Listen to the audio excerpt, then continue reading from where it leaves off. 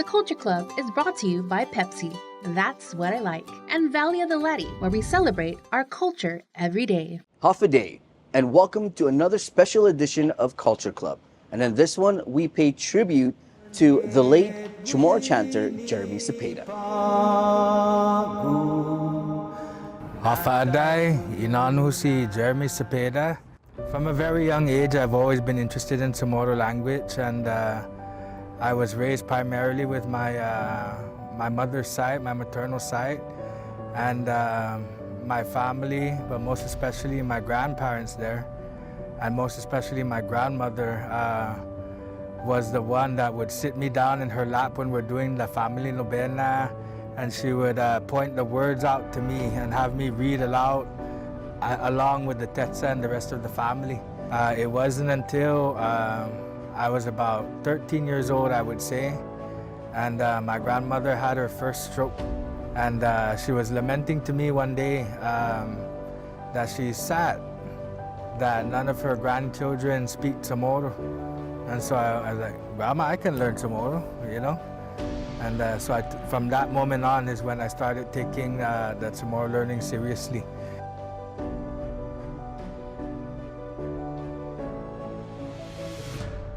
Like the first song I ever composed, the tune came to me after a prayer.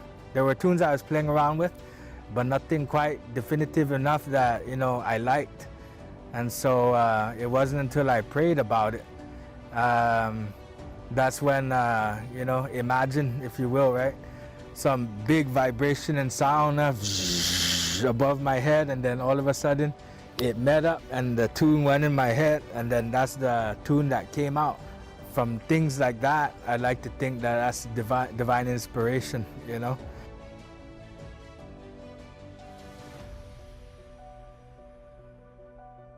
You know, I guess one would say the passion or the drive to do so.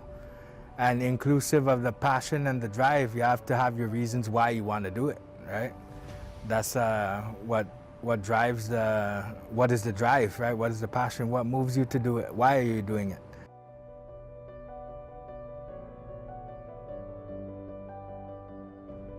It's already apparent, right, that there's not that many young fluent CHamoru speakers anymore. We need to change that.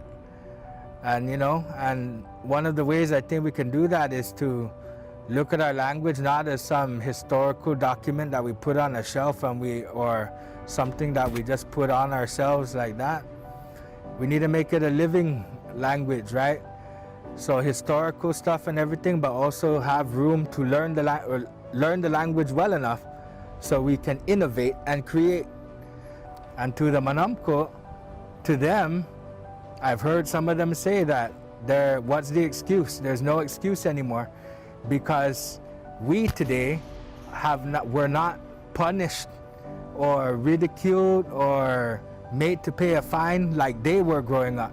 You know, they were the ones that experienced the actual physical punishment and the pressure from the government not to speak CHamoru, but we're not. So you see, you have two ends of the spectrum. The young ones saying they didn't learn because no one taught them, and the old people saying that there's no excuse. We have to figure out what is the problem there in between to bridge that gap and fix it so that no one side is against the other. We can figure out a way to help one another better. Hafaday tatlu, inaanhu si Jeremy Cepeda, da sumen magubzo na sumanadzo gwini na programa i KUAM Care Force. Tatati. The Culture Club is brought to you by Pepsi, That's What I Like, and Valley of the Leti, where we celebrate our culture every day.